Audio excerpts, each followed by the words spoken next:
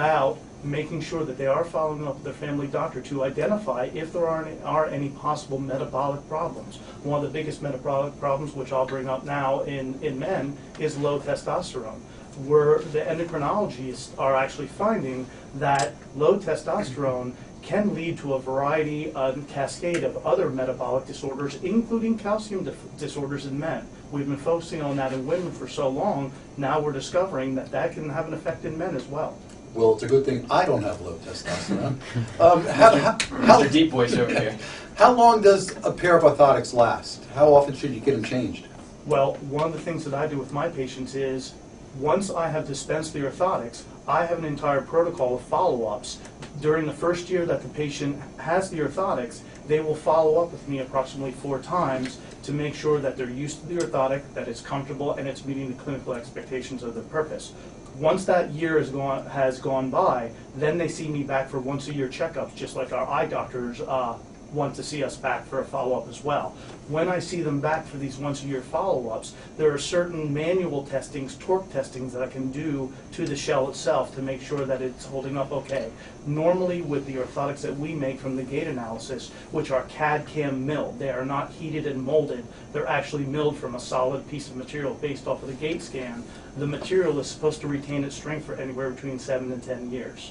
If somebody would like to come in for a gait analysis or get checked out, how would they do that with you?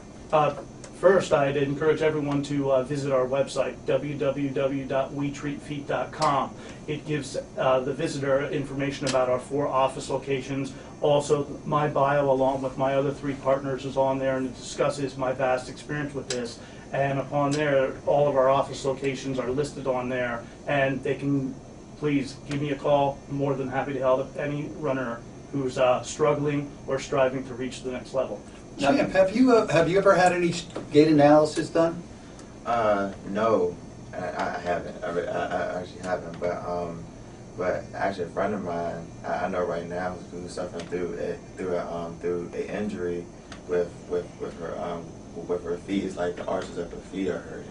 And that's a perfect example of someone who, if we were to do a gait analysis on, I'm sure we would find some deficiencies that we'd be able to help her. Yeah. And Dr. Felton, real quick, before we wrap up, I'm dying to ask you something as a specialist in the field.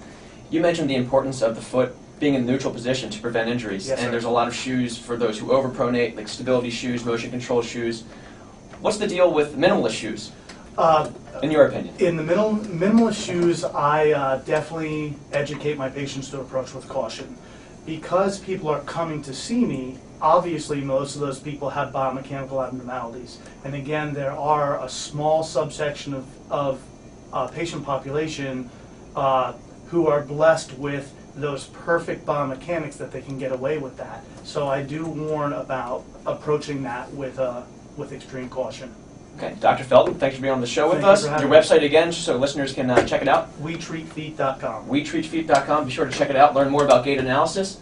Coming up, we're going to be talking. I'm sorry, Brad. You want to talk? For the fifth caller in this next segment, you're going to win an armband, iPod holder, waterproof from H2O Audio. For calling 410-481-1300. Call us up. Keep Brad from being lonely. We'll be talking to Monty Sanders when we come back, talking about strength training for runners. He's the celebrity trainer for Ed Reed and Ray Lewis. Pretty cool stuff. See you all soon.